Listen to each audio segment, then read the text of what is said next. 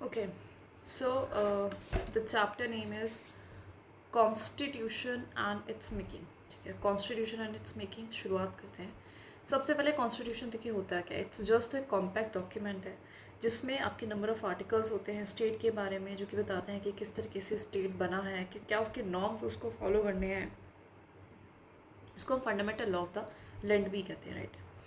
क्या main function है जो कॉन्स्टिट्यूशन परफॉर्म करता है. एक बेसिक रूल्स हमें प्रोवाइड करा है जिसकी मिनिमल कोऑर्डिनेशन आ रहा है सोसाइटी में. ये भी बताता है, ये स्पेसिफाई करना है कि किसके पास कितनी जो है पावर है डिसीजन लेने की. कुछ लिमिट्स भी लगाता है गवर्नमेंट के ऊपर. साथ में गवर्नमेंट्स क्या लिमिट सिटीजन्स भी लगा सकते हैं ये भी बताता है. साथ में गवर्नमेंट को बोलता है कि किस तरीके से वो क्या एस्पिरेशंस है, क्या काम उसको करने हैं सोसाइटी के लिए बीपीएसपी के थ्रू. एंड कॉन्स्टिट्यूशन एक्सप्रेस करता है कुछ fundamental identity of the people. एक तरीके से फंडामेंटल आइडेंटिटी है, लोगों को राइट्स देता है, लोगों के राइट्स को प्रोटेक्ट करता है. बहुत सारे ब्ला ब्ला थोड़ा सा आप बना के भी लिख सकते हो ना. Constitutionalism and constitutional morality. देखिए कॉन्स्टिट्यूशनलिज्म का मतलब क्या है. एक सिंपल सा मतलब है एक सिस्टम ऑफ गवर्नेंस जहाँ पे कॉन्स्टिट्यूशन लिमिट करता है गवर्नमेंट की पावर को एंड इंश्योर करता है कि रूल ऑफ लॉ.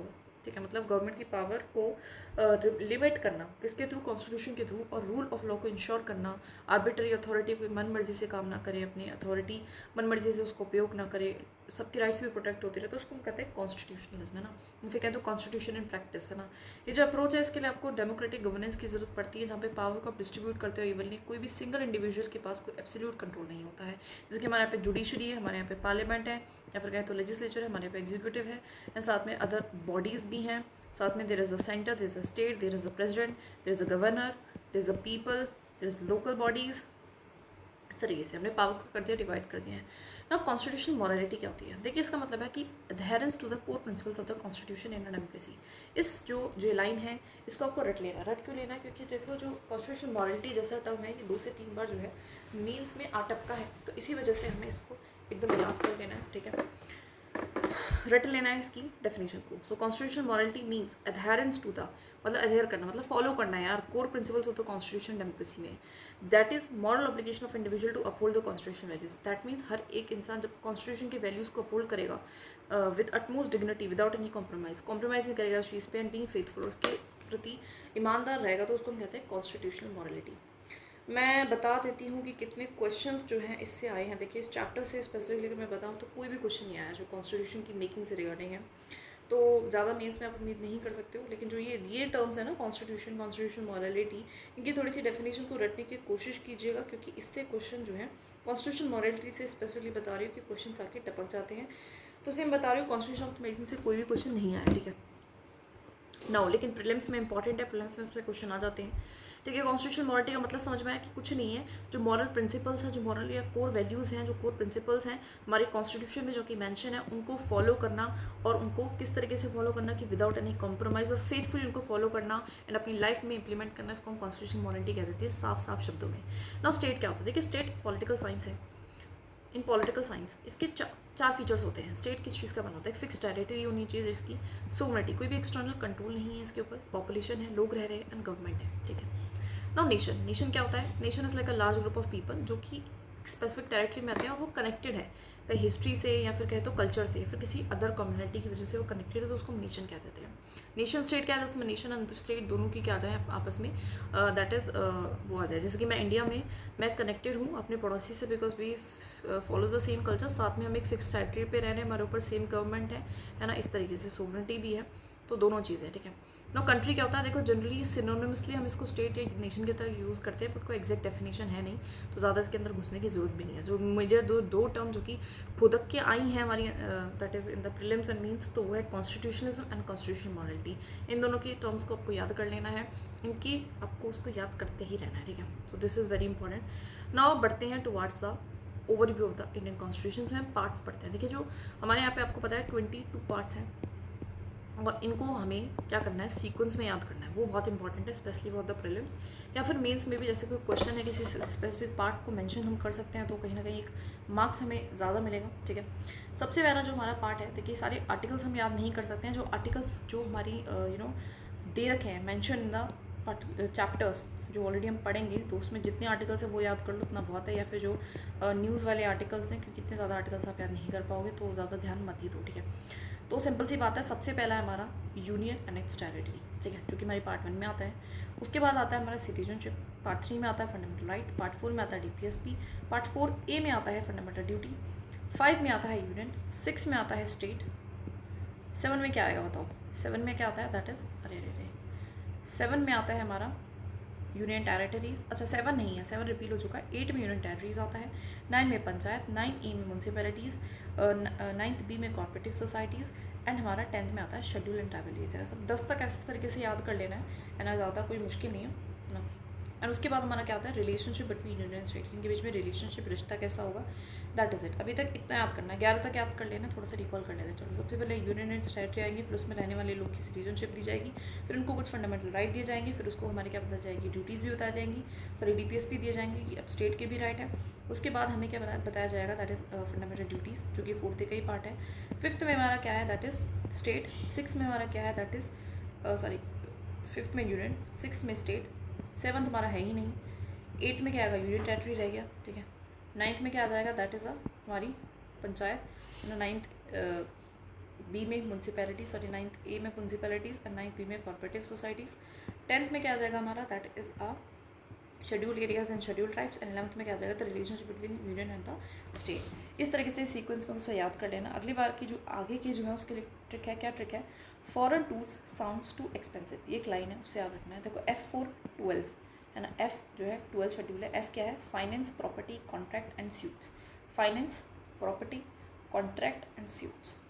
T4 क्या आता है, T4 व्हाट, T4 आते हैं हमारा 13 पे।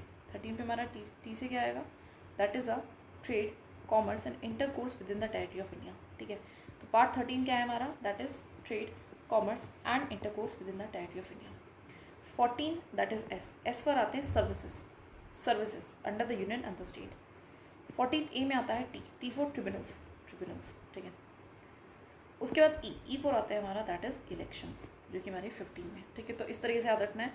F4 क्या है हमारा, finance, property, contract and suits. T4 trade and commerce with in the territory of India. S4 services under union state. T4 tribunals and E4 that is what, elections. तो इसको हमें याद रखना है, ठीक है। Foreign food sounds too expensive, ठीक है।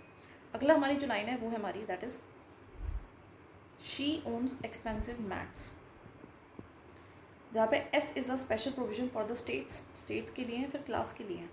देखो सर्टेन क्लासेस है, सर्टेन क्लासेस है, तो यहाँ पे स्पेशल प्रोविजन दिए गए हैं सर्टेन क्लासेस। यहाँ पे जो रिजर्वेशन वाला है, SC/STs हैं, OBCs, उससे रिगार्डिंग बात की गई है, ठीक है। उसके बाद हमारा आता है O for is a official language,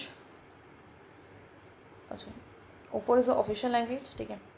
then again E for is a emergency provision हमारे पार्ट 18 में। फिर M फॉर मिसलेनियस है, A फॉर अमेंडमेंट है, जो हमारे पार्ट 20 में आता है। Then maths T for temporary, transition and special provisions है, ठीक है। And S for short title, commencement and authority text in Hindi and रिपील्स है। इसको एज इट इज़ याद कर लेना है, ठीक है। तो S4 क्या था, S4 is special provision for certain classes, है ना, जो SC/STs हैं। O for official languages, E for is a emergency, है ना, इमरजेंसी प्रोविजन है। देन उसके बाद हमारा M for miscellaneous, A for amendment है ना, अमेंडमेंट है। T for temporary transitional provisions है, and S for short title, commencement, Hindi, repeal, authoritative text in Hindi and repeals, ठीक है। इसको एज इट इज़ आपको याद कर लेना है, short title, commencement, authoritative text in Hindi and repeal, temporary transition, special provisions. ये हमारे स्टेट से रिगार्डिंग है, पता नहीं हाँ ये कुछ स्टेट से रिगार्डिंग है शायद, yes these are regarding to the states. And जो ये वाले स्पेशल प्रोविजंस थे ना, ये कुछ क्लासेस के लिए थे, तो मैं कंफ्यूज मत होना, ठीक है। तो इनको इसी तरीके से याद रख लेना है, ठीक है। थोड़ा सा दोबारा से रिकॉल कर लेते हैं। देखो दीज आर वेरी इंपॉर्टेंट, कभी को 1 मार्क्स मतलब 2 मार्क्स आपको सीधा इसी की वजह से मिल जाएंगे, ठीक है। दोबारा कर लेते हैं, this is very important because. तो सबसे पहला हमारा क्या है, दैट इज़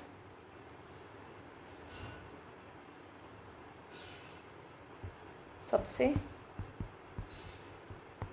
इम्पॉर्टेंट क्या है,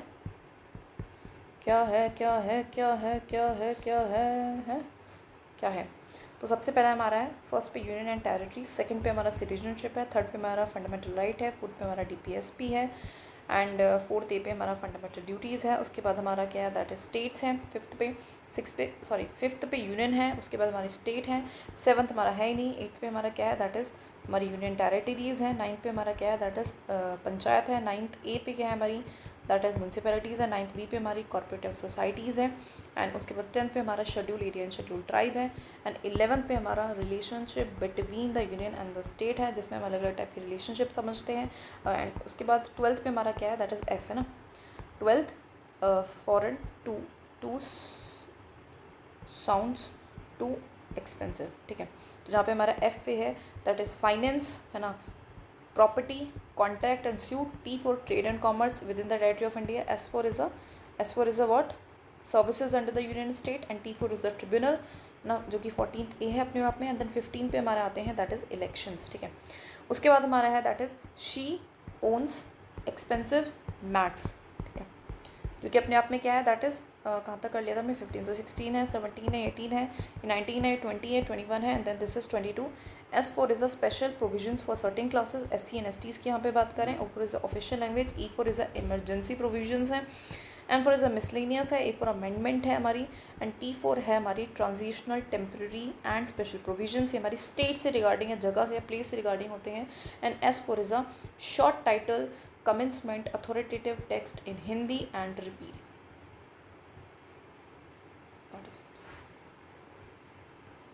चलो अब सारा रिवीजन हो गया, तो आगे बढ़ते हैं थोड़ा सा शेड्यूल्स पे। शेड्यूल भी अपने आप में बहुत ज़्यादा इंपॉर्टेंट है, ठीक है, तो इसको थोड़ा सा कर लेना। शेड्यूल से रिगार्डिंग क्या कोई क्वेश्चन आया है क्या मीन्स में? मुझे तो नहीं मिला, मतलब मुझे इस पूरे चैप्टर से कुछ नहीं मिला, मैं पहले बता देती हूँ। चलिए सबसे पहले बात करते हैं name of states and union territories and उनका टेरिटोरियल जुरिसडिक्शन। ये हमारा शेड्यूल फर्स्ट है। अच्छा, इसके लिए भी हमारा क्या है, एक एक्रोनियम है, टीअर्स ऑफ ओल्ड PM, ठीक है। मैं बता देती हूँ, हमारा जो है टीअर्स ऑफ ओल्ड PM है, जिसमें हमारा ये पंजाब म्यूनसिपैलिटी है, ठीक है। T for my territory and jurisdiction है ना। E फॉर इज़ द एम्यूलमेंट्स है, A for affirmation and oath है, R फॉर हमारा राज्यसभा में कितनी सीट होगी पर्टिकुलर स्टेट की, उसके बारे में है। S फॉर हमारे यहाँ पे क्या है, शेड्यूल्ड एरिया, ठीक है। And O for is the other schedule area, जो AMTM की बात करते हैं। F for is the federal list, federal list मतलब अलग अलग टाइप की लिस्टिंग है यहाँ पे, फेडरलिज्म से रिगार्डिंग है। O फॉर क्या है हमारा, O फॉर क्या है हमारा, दैट इज़ ऑफिशियल लैंग्वेजेस हैं, उसकी लिस्ट है। L फॉर हमारा क्या है, लैंड रिफॉर्म, मतलब 9th शेड्यूल आया था उससे रिगार्डिंग है, एंड इसमें land reforms. And D for is a anti defection, तो ये 10th शेड्यूल इसको हम कहते हैं, ठीक है। चलिए सबसे बात करते हैं schedule 1, that is T, name of states and union territories and their territorial jurisdiction, की कितनी जगह हर एक स्टेट की, हर एक यूटी की है।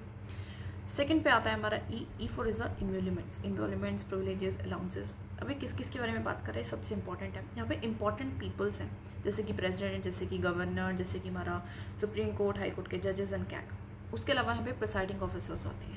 प्रेसाइडिंग ऑफिसर्स को भी हमने यहाँ पे रखा है, इसलिए क्यों रखा है, देखो ये एक लॉजिक के अकॉर्डिंग चलेंगे, सो दैट मीन्स में भी लिख पाए। हमने इसलिए रखा है so that presiding officer neutral होकर काम कर सके, एंड उसके दैट इज़ वाई उनके अलाउंसेस, उनके इम्यूलमेंट्स, उनके प्रिविलेजेस को हमने स्पेसिफिकली मेंशन किया, ठीक है। इसको हम कनेक्ट कर सकते हैं स्पीकर की न्यूट्रलिटी से भी, बिकॉज क्वेश्चन आया है, ठीक है। तो president, governor, SC, HC and CAG, ठीक है। साथ में इसके अलावा कौन है, अच्छा ध्यान रखना, इलेक्शन कमीशन से रिगार्डिंग यहाँ पे कोई भी नहीं है ना, इलेक्शन कमीशन नहीं है, जो कि इसके अपने आप में क्या बनता है, अपना डिसएडवांटेज है। उसके अलावा जो भी हमारे स्पीकर या डिप्यूटी स्पीकर लोकसभा का, chairman of Rajya Sabha, deputy chairman of Rajya Sabha, speaker and deputy speaker of legislative assembly and chairman deputy speaker of the that is, ठीक है। तो सारे प्रिसाइडिंग ऑफिसर्स है ना, जो प्रिसाइडिंग ऑफिसर्स होते हैं सबको हमने यहाँ पे रखा है। अब A पे याद रखो जिसकी रिस्पॉन्सिबिलिटी ज़्यादा है, ठीक है। A फॉर अफर्मेशन ऑफ, जैसे कि जो पार्लियामेंट में पार्लियामेंट के इलेक्शन में खड़े हुए कैंडिडेट्स हैं, या लेजिस्लेचर के इलेक्शन में खड़े हुए कैंडिडेट्स हैं, या फिर जो नॉर्मल MPs MLAs हैं, जो यूनियन मिनिस्टर्स हैं, स्टेट के मिनिस्टर्स हैं, and supreme court, high court, HC and CAG, ठीक है। तो यहाँ पे हमने जो इन दोनों में कॉमन है उसको याद रखना है, दैट इज़ HC, SC के जजेस एंड कैग, ये दोनों में कॉमन है, ठीक है।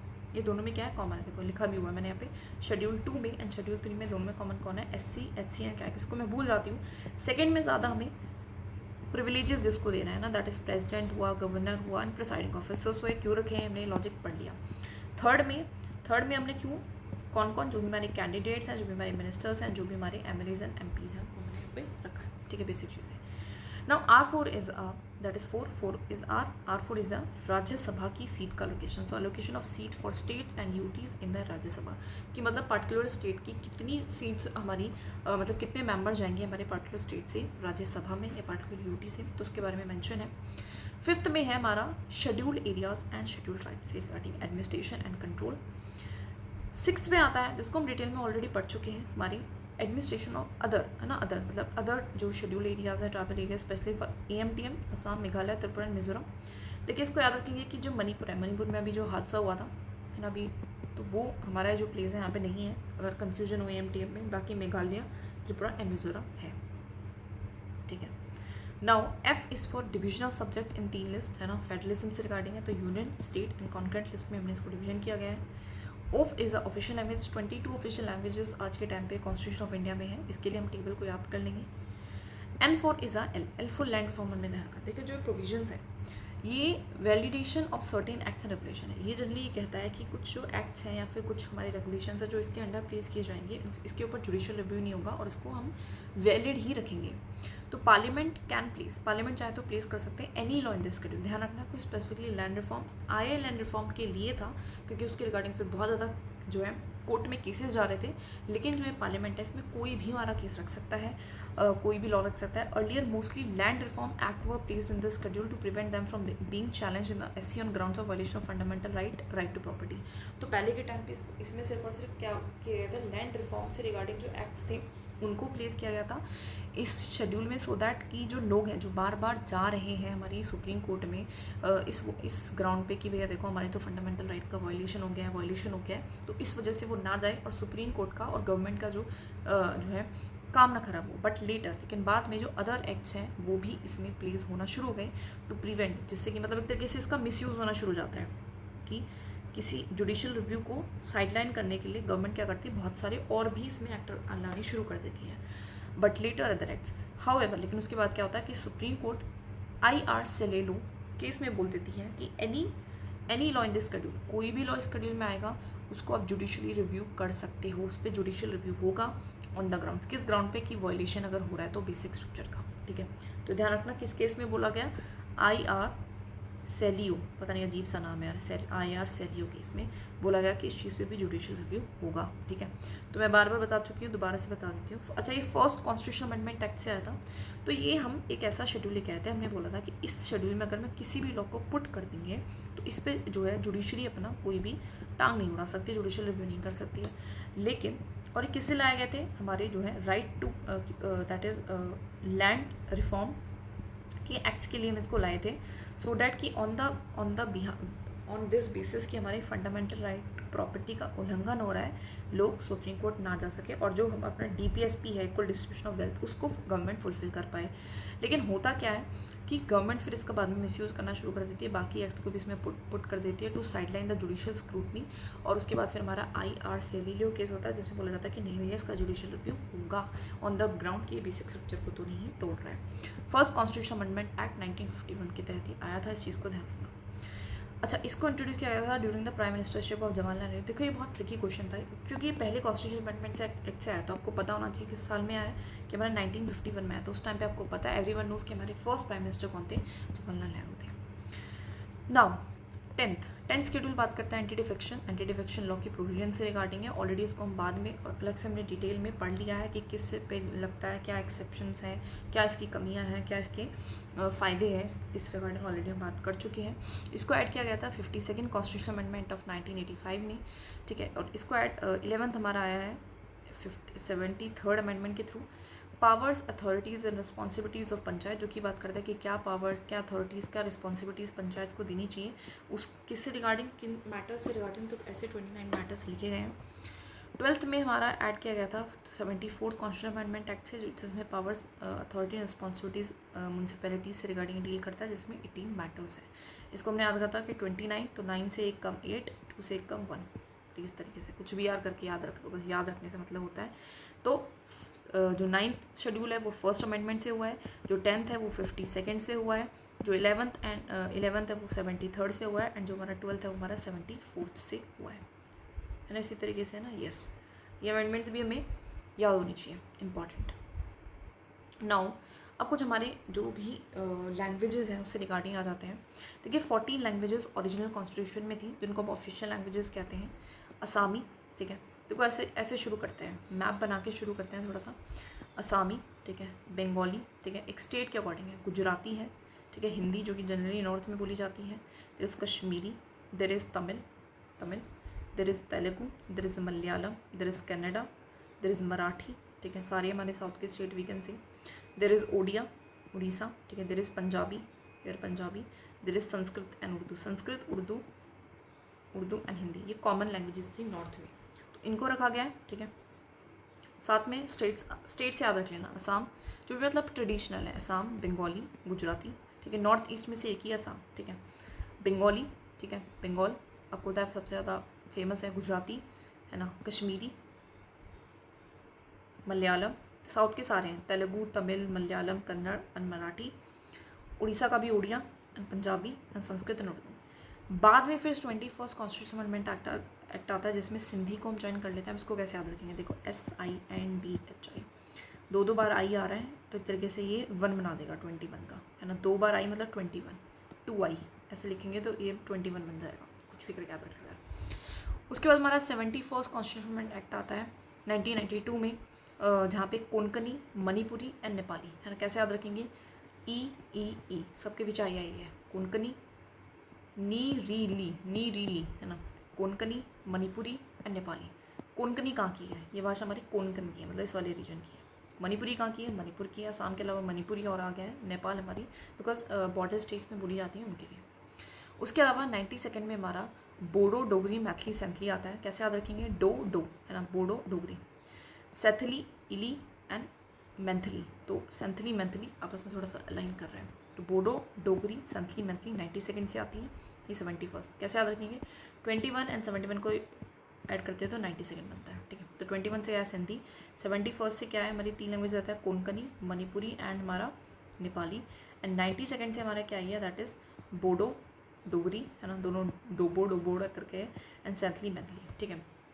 उसके बाद 96 कॉन्स्टिट्यूशन अमेंडमेंट और आया हुआ है, जिसमें ओडिया को हमने चेंज कर दिया था, ओडिया, है ना, ओडिया पहले इसका नाम था, ओडिया कर दिया गया था, कुछ नाम मतलब भाषा ऐड नहीं हुई थी इसके थ्रू। तो 21st, 71st, 21st में एक आएगी, 71st में 3 और सबसे ज़्यादा यहाँ पे 4th आई है, ठीक है। तो ऐसे भी याद करते हैं, यहाँ पे 1 आई, यहाँ पे 3, दोनों इनको प्लस कर देंगे तो 4 आ गई। ट्रिक्स, है ना, tricks and tips, nothing else, and Odia change to Odia, ठीक है, इस तरीके से। नाउ बात करते हैं फीचर्स क्या है हमारे इंडियन कॉन्स्टिट्यूशन के, ठीक है। ऑल्दो बेसिक चीज़ें इनको ज़्यादा रटना नहीं है, जो रटने वाला काम था वो ऑलरेडी हम कर चुके हैं।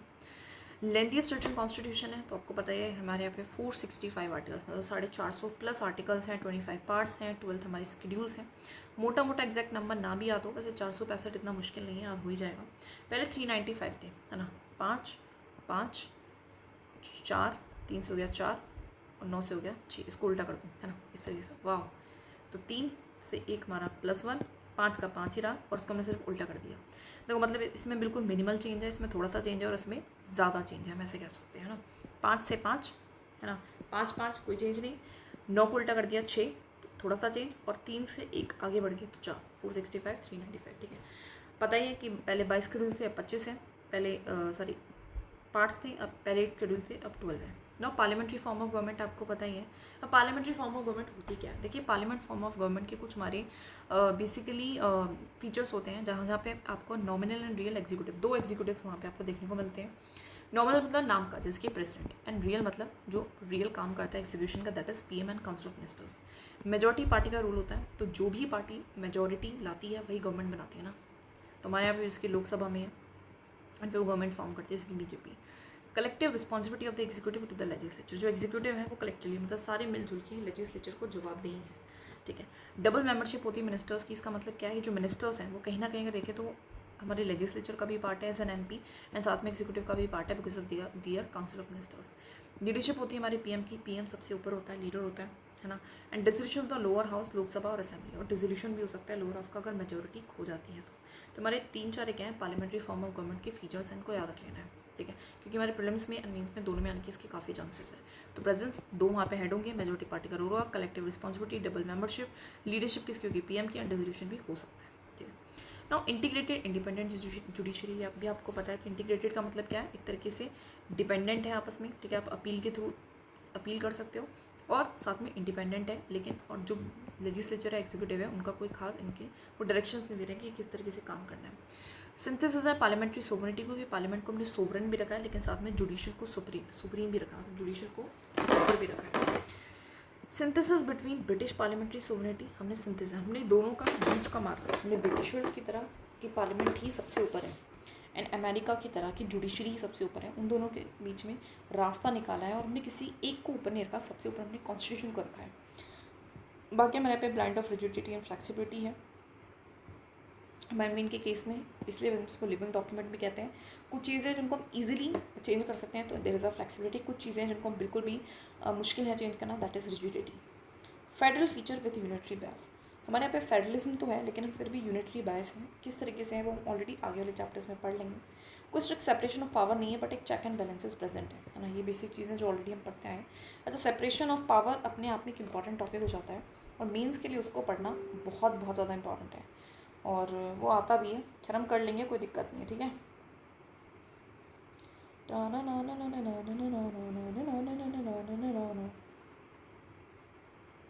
ठीक है, ओके। नाउ टाइमलाइन देख लेते हैं कॉन्स्टिट्यूशन असेंबली का। हम थोड़ा सा मेकिंग ऑफ द कॉन्स्टिट्यूशन पे आ जाते हैं, अभी तक हम कॉन्स्टिट्यूशन बेसिक फीचर्स कॉन्स्टिट्यूशन में क्या क्या ये पढ़ रहे थे, थोड़ा सा मेकिंग पे आते हैं। तो टाइमलाइन देखिए, 1934 में आइडिया जो है ये वो एम.एन. रॉय लेके आते हैं। किस चीज़ का आइडिया, कि हमारे यहाँ पे एक कॉन्स्टिट्यूंट असेंबली होगी और वो हमारे भारत का कॉन्स्टिट्यूशन बनाएगी, ठीक है। तो पूछ लेंगे सबसे पहले कौन लाया, तो एम.एन. रॉय लेके। उसके बाद 1935 में ऑफिशियली कॉन्स्टिट्यूंट असेंबली को डिमांड हमारी कांग्रेस रखती है, डिमांड करती है। फिर 1940 में एक प्रिंसिपल एक्सेप्टेंस होती है अगस्त ऑफर, तो अगस्त ऑफर कहता है कि ठीक है, हम आपका क्या कर देंगे, आप खुद से कॉन्स्टिट्यूशन बना सकते हो, आपकी कॉन्स्टिट्यूंट असेंबली को हम बना देंगे, लेकिन ये जो है रिजेक्ट हो जाता है, कांग्रेस को रिजेक्ट कर देती है। फिर 1942 में, अच्छा ये रिजेक्ट क्यों होता है, थोड़ा सा ना ये भी देखते हुए चलते हैं कि why August offer was rejected by the Congress, जिससे कि हमें थोड़ी सी क्लैरिटी आए और लिंक बन पाए। Why August offer rejected by the Congress, we should no.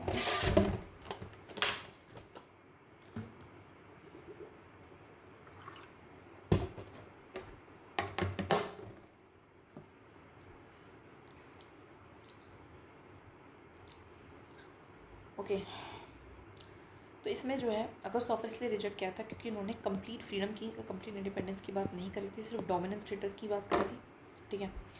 साथ में इन्होंने ये बोला था कि जो है आप वर्ल्ड वॉर सेकेंड के बाद जो है पावर को ले लेना, तो इसलिए जो अगस्त ऑफर है वो रिजेक्ट हो जाता है, ठीक है। और बस मेन तो यही इसका ड्रामा था, बाकी अगस्त ऑफर के बारे में और अच्छे से डिटेल में अपनी हिस्ट्री में पढ़ लेंगे। 1942 में ड्राफ्ट प्रपोजल जो है क्रिप्स मिशन, हमारा जो है ड्राफ्ट प्रपोजल क्रिएट करता है क्रिप्स मिशन, वो भी हमारा रिजेक्ट हो जाता है। उसके बाद 1946 में फाइनली कैबिनेट मिशन के तहत हमारी जो है कॉन्स्टिट्यूंट असेंबली बनती है। तो अगस्त ऑफर आया, वो भी रिजेक्ट हो गया, क्रिप्स मिशन आया, वो भी हमारा रिजेक्ट हो जाता है, एंड फाइनली कैबिनेट मिशन के तहत हमारा जो है हमारी कॉन्स्टिट्यूंट असेंबली को बनाते हैं। तो यहाँ पे जो कॉन्स्टिट्यूंट असेंबली होती है वो देखिए partial elected and partial nominated होती है। इसका मतलब है कुछ लोग जो है वो इलेक्ट होकर आए, कुछ लोगों को नॉमिनेट कराएं। जो मेंबर्स होते हैं वो इंडायरेक्टली इलेक्ट कहाँ से होते हैं, by the members of provincial assemblies. तो जो प्रोविंसेस हैं, जो ब्रिटिश प्रोविंसेस थे, तो उनकी जो असेंबलीज बनी हुई है उसमें से इंडायरेक्टली इलेक्ट करके कुछ मेंबर्स आएंगे, एंड जो themselves were elected on a limited franchise, जो कि खुद लिमिटेड फ्रेंचाइज, लिमिटेड का मतलब है कि वोट तो आम लोगों ने दिया, लेकिन आम लोगों में से भी कुछ स्पेसिफिक लोगों ने दिया on the basis of property, economic status, इस तरीके से। ओरिजिनली 389 सीट्स थी, 296 थी हमारी प्रोविंसेस के लिए, ठीक है, एंड 93 थी हमारी प्रिंसली स्टेट्स के लिए। डेटा लेकिन इंडिपेंडेंस के बाद जो सीट्स हैं वो 299 रह जाती हैं, ठीक है। एंड हमारा फॉर प्रोविंसेस इट बिकम 229, और प्रोविंसेस पे 229 मिलती है, प्रिंसली स्टेट के लिए 70 मिलती है। थोड़ा बहुत आपको याद होना चाहिए। तो 389 से कितनी हो गई, 299 हो गई, जिसमें से 229 हमारी प्रोविंसेस को मिली एंड 70 कितनी मिली, प्रिंसली स्टेट्स को मिली, ठीक है। सीट जो है हर एक प्रोविंस में वो डिस्ट्रीब्यूट थी अमंग द 3 मेन कमिटीज़ के according, Muslim, six and general, वो भी पॉपुलेशन, जो देखो हिंदू नहीं था स्पेसिफिकली, ध्यान रखना। 9 दिसंबर को 1946 में पहली मीटिंग होती है हमारी किसकी, दैट इज़ कॉन्स्टिट्यूंट असेंबली की, जिसमें मुस्लिम लीग इसको बॉयकॉट करती है। Sachindra Sinha as provincial president, और इसमें जो है सच्चिदानंदा सिन्हा जो है हमारे प्रोविजनल प्रेसिडेंट बनते हैं, प्रोविजनल प्रेसिडेंट बनते हैं। 11 दिसंबर 1946 में राजेंद्र प्रसाद जो है वो इलेक्ट होते हैं as a president of assembly and H C. Mukherjee and V T. Krishnachari was elected as a vice president of the assembly. तो 11 दिसंबर को जो राजेंद्र प्रसाद है वो क्या बनते हैं, ये क्या थे, ये प्रोविजनल थे। प्रोविजनल का मतलब होता है टेम्परेरी टाइप, ठीक है। तो एसएस कौन थे हमारे, प्रोविजनल थे। उसके बाद राजेंद्र प्रसाद को क्या बनाते हो, मेन प्रेसिडेंट बनाते हो। And H C. Mukherjee and V T. Krishnachari दोनों इलेक्ट होते हैं as a vice president of assembly. मुझे पता है थोड़ा सा नामों में कन्फ्यूजन है, ठीक है, तो इनको अब किस तरीके से दूर करा जाए, ठीक है, ये अपने आप में प्रॉब्लम है। तो मुखर्जी एंड कृष्णा, देखो ऐसे याद रख लेते हैं कि जो कृष्ण है वो अपने मुख से बहुत ज़्यादा क्या बोलते हैं, मीठा मीठा बोलते हैं। सो इस तरीके से मैं याद रखते मुखर्जी एंड कृष्णाचार्य कौन बनेंगे, हमारे वाइस प्रेसिडेंट बनेंगे, ठीक है। ओके, 13 दिसंबर उसके बाद ऑब्जेक्टिव रेजोल्यूशन मूव होता है और 22 जनवरी को उसको एक्सेप्ट कर लिया जाता है। 3 जून को माउंट बैटन प्लान आता है एंड माउंट बैटन प्लान को हम इंडियन इंडिपेंडेंस एक्ट भी कहते हैं, जहाँ पे जो असेंबली है वो फुल्ली सोवरेन बॉडी बन जाती है। अब तक वो डोमिनेंट थी। डोमिनेंट क्यों थी, क्योंकि एक तरीके से जो गवर्नमेंट है वो तो किसकी चल रही थी, ब्रिटिशर्स की चल रही थी, हाँ, बट उसमें लोग कोई भी ब्रिटिशर नहीं था उस टाइम पे। Assembly also become a legislative body, और जैसे ही एक्ट आता है तो इस टाइम पे हमारी जो असेंबली है वो लेजिस्लेटिव बॉडी भी बन जाती है। इसका मतलब है वो लॉ भी बना रही है and it become the first parliament of free India, और इसको first parliament of free India बनती है। जीवी मावलंकर इसके स्पीकर बन जाते हैं। तो जीवी मावलंकर कौन बनते हैं, इसकी स्पीकर बन जाते हैं। देखो मावलंकर से याद रख लो, उतना बहुत है। तो मावलंकर, लंकर, स्पीकर, ऐसे ज़्यादा जो लोग है ना बोल बोल के स्पीक कर करके लंका लगा देते हैं लोग, तो जीवी मावलंकर स्पीकर बनते हैं। कॉन्स्टिट्यूंट असेंबली के 11 सेशंस होते हैं over 2 years, 11 month and 18 days, तो ध्यान रख लेना, ठीक है। 26 फिर हमारे नवंबर 1949 को इसको साइन करते हैं 284 मेंबर्स एंड कॉन्स्टिट्यूशन को अडॉप्ट कर लिया जाता है। कॉन्स्टिट्यूशन डे जो है लेकिन वो 26 नवंबर को बनाते हैं। अच्छा, 26 नवंबर को, दैट इज़ वाई क्योंकि हमने उस दिन कॉन्स्टिट्यूशन को अडॉप्ट किया था, एक्सेप्ट कर लिया था कि ओके। कॉन्स्टिट्यूंट असेंबली ने और भी बहुत सारे काम करे, जैसे कि उन्होंने नेशनल फ्लैग को अडॉप्ट करा, कॉमनवेल्थ की मेंबरशिप को रेटिफाई करा, ठीक है, national anthem and national song को भी अडॉप्ट करा। तो national flag, national anthem, national song, जो नेशनल सिम्बल्स थे उनको अडॉप्ट किया, कॉमनवेल्थ की मेंबरशिप को हमारा रेटिफाई करा एंड राजेंद्र प्रसाद को इलेक्ट किया। समझ में आई ये चीज़, बेसिक चीज़ें हैं, ठीक है। कुछ प्रोविजंस हैं जैसे कि citizenship, elections, provisional parliament, temporary and transition provisions and short titles. ये सारे जो हमारे चीज़ें थी, ये सारे जो प्रोविजंस थे, ये हमारे फोर्स में 26 नवंबर को ही आ जाते हैं। बाकी ये जो है वो हमारे 26 जनवरी से आते हैं, तभी उसको हम रिपब्लिक डे भी मनाते हैं, ठीक है। समझ में आए तो उसका याद रखना, citizenship, elections, provincial parliament, temporary transition provisions and short title. 1, 2, 3, 4 और 5 चीज़ें, elections, citizenship, provisional parliament, temporary transition provision, short title, ठीक है। कुछ रहा तो वैसे है नहीं, बट ठीक है, इसको दोबारा याद लेते हैं। सचिंदर सिन्हा हमारे प्रोविजनल प्रेसिडेंट बनते हैं, राजेंद्र प्रसाद हमारे मेन प्रेसिडेंट बनते हैं, और मैंने कृष्ण एंड मुख हमारे क्या बनेंगे, वाइस प्रेसिडेंट। उसके बाद जीवी मावलंकर है ना, स्पीकर, लंकर, स्पीकर, ठीक है। नाउ कुछ इंपॉर्टेंट कमिटीज़ को भी याद करना पड़ेगा, देखो है ना, इसमें प्रीलिम्स में क्वेश्चन आ जाते हैं। राजेंद्र प्रसाद हमारे स्टीयरिंग, देखिए जो डायरेक्शन दे रहा है ना, पाथ दिखा रहा है, steering, rules, finance and staff, ad hoc committee और नेशनल फ्लैग की बनते हैं, ठीक है। जो जवाहरलाल नेहरू है वो union powers, state, special committee to draft constitution, union constitution, the union and state से रिगार्डिंग ये बनते हैं। Sardar Patel PA, provincial and advisory, तो advisory committee on fundamental right, minorities जो भी एडवाइस देगी, excluded areas and provisional constitution committee की बनते हैं। पट्टा बाई सीता रामा, तुमने आया सीता और राम, सीता राम होगा तो वहाँ पे क्या होगा, हाउस। आपको कोई भी हाउस बनाना है तो उसके लिए आपको सीता राम जैसा कबल चाहिए, तो भी घर घर बनता है। Committee on chief commissioners provinces, और सीता और राम ही क्या है, चीफ है, सबसे ऊपर है। के एम मुंशी क्या देते हैं, ऑर्डर, तो order of business committee. Alladi Krishna Swami Iyer, credential committees है ना, क्रेडेंशियल कमिटीज़, बड़ा ही देखो विचित्र सा नाम है, अल्लाह है, कृष्ण है, अय्यर है, तो इसलिए क्रेडेंशियल। जीवी मावलंकर ये स्पीकर तो थे ही, साथ में ये कमेटी ऑन द फंक्शंस है ना, कि स्पीकर ही फंक्शंस देखता है कि किस तरीके से काम होता है, तो इसलिए ये committee on the functions of the constituent assembly की हेड भी बने थे। एस वर्धाचारी, जहाँ पे भी आपको अत्याचार आपके ऊपर हो गया तो आप कहाँ जाओगे, दैट इज सुप्रीम कोर्ट, तो ad hoc court on the supreme court. S के डार मतलब धार मतलब लैंग्वेज से रिगार्ड है ना, लिंग्विस्टिक, धार कमीशन भी बैठा था ना लैंग्वेज से, तो लिंग्विस्टिक प्रोविंसेस। इसको हम इस तरीके से इसलिए रट रहे हैं क्योंकि देखिए इसमें प्रीलिम्स में क्वेश्चन आने के चांसेस है, तो हमें सिर्फ देख के पहचानना है, तो हम इस तरीके से कर लेंगे। नाउ ड्राफ्टिंग कमेटी भी सेटअप हुई थी और इसमें 7 मेंबर्स थे। B.R. अम्बेडकर जो चेयरमैन थे, गोपाल स्वामी अयंगर, कृष्ण स्वामी अय्यर, अयंगर अय्यर मुंशी सबदुल्ला, ऐसे हमें याद करा था, एंड राव कृष्णचारी। यहाँ से राव को हटा के मित्तर एंड कृष्णचारी को हटा के खैतान भी आए थे। ठीक है, इनको याद रख लेना है। फैक्ट्स क्या है हमारी कॉन्स्टिट्यूंट असेंबली के बारे में? देखिए, ये universal adult franchise was only provision adopted without the debate. जो यूनिवर्सल एडल्ट फ्रेंचाइज पे कोई भी डिबेट नहीं होती कि किस साल से ऊपर जितने भी लोग हैं वो सब वोट देंगे। ठीक है, respective of caste, religion, gender, anything. Seal elephant को हमने चूज़ करा। कॉन्स्टिट्यूशन एडवाइजर हमारे B.N. राव थे। सेक्रेटरी हमारे अयंगर थे, तो Y.N. अयंगर। चीफ ड्राफ्टमैन हमारे S.N. मुखर्जी थे। देखिए, मुख दोबारा से आ चुका है। ठीक है, तो ड्राफ्टमैन, चीफ ड्राफ्टमैन है ना। तो ऐसे याद रखेंगे, देखो कृष्णा के मुख से जो भी बात निकल गई है वो तरीके से उन्होंने ही तय करी है। कैलीग्राफर प्रेम बिहारी नारायण रायजादा, बहुत लंबा सा नाम है। डेकोरेटर बोस एंड सिन्हा थे, तो नंदलाल बोस एंड बोहर राम मनोहर सिन्हा। देखो, राम और नंदलाल कृष्ण को कहते हैं और राम उनका ही अवतार है, और बोस और सिन्हा। ठीक है, तो हमारे डेकोरेटर थे।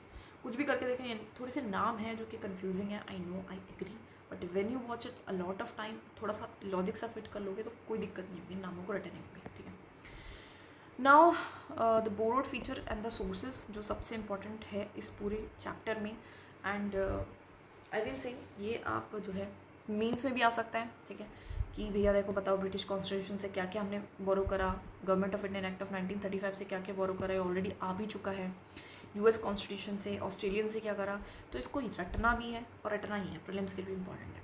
तो ब्रिटिश कॉन्स्टिट्यूशन से हम क्या लेंगे? देखिए, ब्रिटिश कॉन्स्टिट्यूशन जो ब्रिटिशर्स हैं वो हमारे यहाँ पे पार्लियामेंट भी लेके आए थे, एंड साथ में उनके वहाँ पे भी पार्लियामेंट, तो पार्लियामेंट से जुड़ी हुई चीज़ें वहाँ से लेंगे, जैसे कि पार्लियामेंट्री गवर्नमेंट कैसे हमारे पे भी पार्लियामेंट्री है। पार्लियामेंट्री प्रिविलेजेस, क्या प्रिविलेजेस मिलने चाहिए? बाइक कैमरलिज्म है ना, वहाँ पे भी 2 हाउसेज हैं, हमारे यहाँ पे भी 2 हाउसेज हैं। साथ में कैबिनेट सिस्टम भी क्या है, हमारी पार्लियामेंट का ही पार्ट है, पार्लियामेंट से निकलती है गवर्नमेंट में। ठीक है, उसके अलावा लेजिस्लेटिव प्रोसीजर कि किस तरीके से लॉ बनेगा, तो जब लॉ बनाने की जो बिल्डिंग है वहाँ से उठा रहे हैं, तरीका वहाँ से उठा रहे हैं, तो सब कुछ वहीं से उठाएंगे। साथ में रूल ऑफ लॉ भी हमने देखा। देखो, rule of law AC Dicey का कंसेप्ट है ना, हमने पब्लिक एडमिनिस्ट्रेशन में भी पढ़ा था। तो AC डायसी का अगर कंसेप्ट है रूल ऑफ लॉ, तो वहीं से हम क्या करेंगे, वो ब्रिटिशर्स थे तो हमने वो चीज़ भी वहाँ से ली।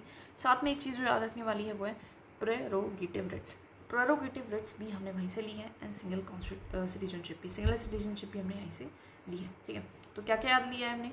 पार्लियामेंट्री गवर्नमेंट है ना, साथ में बाइक कैमरेज, साथ में कैबिनेट सिस्टम, साथ में लेजिस्लेटिव प्रोसीजर। ठीक है, साथ में that is single citizenship, and साथ में हमारा प्रोरोगेटिव राइट्स। उसके अलावा कुछ रह गया मुझे लग रहा है एक चीज़, बाइक कैमरेज्म हो गया, पार्लियामेंट्री प्रिविलेजेस। ठीक है, no government of Indian act of 1935 से क्या लिया है? फेडरल स्कीम ली है। फेडरल स्कीम का मतलब क्या है? जैसे कि वहाँ पे ऑल इंडिया फेडरेशन की बात की गई थी, हम अभी पढ़ के आए हैं। ऑफिस ऑफ गवर्नर उठाया है, जुडिशरी है ना, वहाँ पे जो है फेडरल कोर्ट इस्टेब्लिश किया गया था, जो कि लेटर हमारा सुप्रीम कोर्ट बनता है। पब्लिक सर्विस कमीशन वहाँ पे देखा था हमने कि federal public service commission, provincial public service commission, joint public service commission सब सेटअप किए गए थे। एडमिनिस्ट्रेटिव डिटेल्स भी हमने काफ़ी ली है, एंड इमरजेंसी प्रोविजंस भी हमने वहाँ से ली है। ठीक है, इमरजेंसी। ठीक है, तो federal scheme, office of governor का ऑफिस भी, जुडिशरी भी, पब्लिक सर्विस कमीशन भी, इसको तो याद करने में कोई प्रॉब्लम होगी नहीं। गवर्नर का ऑफिस भी, ठीक है, emergency provisions and administrative details, इनको याद रख लेना। US कॉन्स्टिट्यूशन से देखो, US किसके लिए फेमस है? अपनी राइट्स के लिए एंड अपनी दैट इज सुप्रीम कोर्ट के लिए। तो सुप्रीम कोर्ट से रिगार्डिंग जैसे कि removal of supreme court and high court के जजेस किस तरीके से होगा, जुडिशियल रिव्यू हुआ, इंडिपेंडेंस कैसे होगी जुडिशरी की, तो ये सारी चीज़ें हमने वहीं से लिया। ठीक है, तो क्या क्या लिया जुडिशरी के लिए? Independence of judiciary, judicial review, removal of high court and supreme court के जजेस, 3 चीज़ें ली हैं। उसके अलावा देखो, आपको पता है जो पोस्ट है वाइस प्रेसिडेंट की, वो भी हमारी सिर्फ और सिर्फ US में देखने को मिलती है, तो वो भी हमने वहीं से ली है। साथ में फंडामेंटल राइट्स की, वो अपनी बिल ऑफ राइट्स के लिए काफ़ी फेमस है, and impeachment of the president की इम्पीचमेंट भी हमने वहीं से ली है। ठीक है, तो fundamental right, independence of judiciary, judicial review, impeachment of president, removal of supreme court and high court जजेस, and the post of vice president. याद रख लेते हैं। जुडिशरी रिगार्डिंग 3 चीज़ें कौन कौन सी ली हैं कि इंडिपेंडेंस ऑफ जुडिशरी, साथ में रिमूवल ऑफ जजेस, एंड साथ में दैट इज जुडिशियल रिव्यू। साथ में वी कैन से कि हमने बिल ऑफ राइट्स से राइट्स, फंडामेंटल राइट्स उठाए हैं। साथ में वी कैन से कि एक चीज़ रह गई, that is impeachment of president. ठीक है, ना ऑस्ट्रेलियन कॉन्स्टिट्यूशन से, देखिए ऑस्ट्रेलियन कॉन्स्टिट्यूशन मेरे हमेशा बीच की बात करता है, ऐसे याद रखा था हमने इसे। बीच की बात मतलब जैसे कि concurrent list, freedom of trade and commerce and inter course, ये भी दो लोगों के बीच में होगा। जॉइंट सेटिंग, ये भी दो हाउसेस के बीच में होती है। तो इस तरह से याद रखना है, concurrent list, freedom of trade and commerce, inter course, joint setting of the two houses. Canadian constitution से हमने क्या क्या लिया है? Federation with a strong centre, हमने सेंटर है ना C4 Canadian and C4 centre को चंट बनाने वाली चीज़ है, ठीक है। तो यहाँ पे हम क्या करेंगे, ये सब कुछ क्या कर रहा है कि सेंटर को स्ट्रॉन्ग बना रहा है, जैसे कि federation with a strong centre, हमारे यहाँ पे भी यही है, फेडरेशन है लेकिन स्ट्रॉन्ग सेंटर है। रेजिडरी पावर सेंटर को दी गई, हमारे यहाँ पे भी ऐसे किया है। Appointment of state governor centre करता है, तो हमारे यहाँ पे भी ऐसा है। Advisory jurisdiction of the supreme court, साथ में advisory jurisdiction of supreme court भी ली गई। देखो ये भी कहीं ना कहीं क्या कर रहा है, गवर्नमेंट क्या करती है, फ़ायदा उठाती है इस चीज़ का भी, है ना। सेंटर को ही स्ट्रॉन्ग बनाने वाली बात है कि एडवाइस दे सकती है सुप्रीम कोर्ट से, तो ये जो लूप होल्स है उसको पहचान सकती है, तो इस तरीके से हम उसको याद रखते हैं। नाउ आयरिश कॉन्स्टिट्यूशन, जहाँ से हमने DPSP लिया है, nomination of the members of Rajya Sabha and method of election of president लिया है, ठीक है। तो प्रेसिडेंट है ना, DPSP एंड राज्यसभा के नॉमिनेशन का हमने आयरिश कॉन्स्टिट्यूशन। DPSP तो देखो सबको याद है, दो चीज़ें रटनी है, method of election of president, ठीक है, एंड द राज्यसभा, ठीक है, राज्यसभा के nomination. Weimar constitution of Germany से हमने suspension of fundamental right during Germany लिया। कैसे याद रखेंगे, देखो जर्मनी में कौन था, हिटलर, एंड हिटलर क्या कर देता, सबके राइट को सस्पेंड ड्यूरिंग द इमरजेंसी, उसके टाइम पे तो इमरजेंसी रहती थी। सोवियत कॉन्स्टिट्यूशन से हमने कुछ fundamental duties and idols of justice लिए हैं, यहाँ पे social, economic and political preamble में, ठीक है। जो आपको पता है, जापानीज से हमने प्रोसीजर इस्टेब्लिश्ड बाय लॉ लिया है, इसको भी याद रख लेना, जो आर्टिकल 21 में मेंशन है हमारे। फ्रेंच से हमने Republic, idols of liberty, equality, fraternity लिए हैं अपने प्रेम्बल में, तो ये भी याद रख लेना है। साउथ अफ्रीकन कॉन्स्टिट्यूशन से हमने प्रोसीजर फॉर अमेंडमेंट, देखिए साउथ अफ्रीका में क्या ज़रूरत है, बदलाव की ज़रूरत है, क्यों, वहाँ पे क्या है, गरीबी है, वहाँ पे अमेंडमेंट की ज़रूरत है, तो अमेंडमेंट लिया है। And elections of the members of Rajya Sabha लिया। देखिए दो चीज़ें हैं यहाँ पे, मैं लिख देती हूँ उस चीज़ को जिससे कन्फ्यूजन ना हो। एक तो राज्यसभा है, और एक है हमारा दैट इज़ प्रेसिडेंट। एक तो इलेक्शन है और एक है हमारा नॉमिनेशन। प्रेसिडेंट में एक बार इम्पीचमेंट है और एक बार है हमारा इलेक्शन। इलेक्शन हमने लिया है आयरिश से, इम्पीचमेंट हमने लिया है US से, ध्यान रखना है इसको। राज्यसभा का इलेक्शन हमने लिया है दैट इज़ किससे, साउथ अफ्रीका से, एंड नॉमिनेशन हमने लिया है आयरिश से, ठीक, इसको ध्यान रख लेना, इसको बिल्कुल रट लो, है ना, इसको बिल्कुल क्या करना है, रट लो। नॉमिनेशन मैंने आयरिश से लिया है, ठीक है, जिससे कन्फ्यूजन ना हो, है ना, जिससे कन्फ्यूजन ना हो, सो दिस इज़ इंपॉर्टेंट, इसको 2 बार लिख लेना। That is it, we have done. बहुत लंबी वीडियो भी बन गई है, 42 मिनट की मूवी दुख गया मैंने बोलते बोलते। What you just have to do is watch this video at least 5 times, important for the prelims more, तो सो दैट एक भी क्वेश्चन अगर आ गया ना तो छूटना नहीं चाहिए हमसे, ठीक है, हमको करना है, बस बात ख़त्म, इतनी सी बात है। सो लॉट ऑफ टाइम्स को देखना है, फिर रिकॉल भी करना है। जब 2 से 3 बार वीडियो को देख लोगे ना और उसके बाद रिकॉल करोगे तो थोड़ा सा चीज़ें ईजी लगेंगी, ठीक है। बस कंसिस्टेंट रहो, करते रहो, चीज़ें अपने आप आसान लगनी शुरू हो जाती हैं। Okay, that is it, you can do this.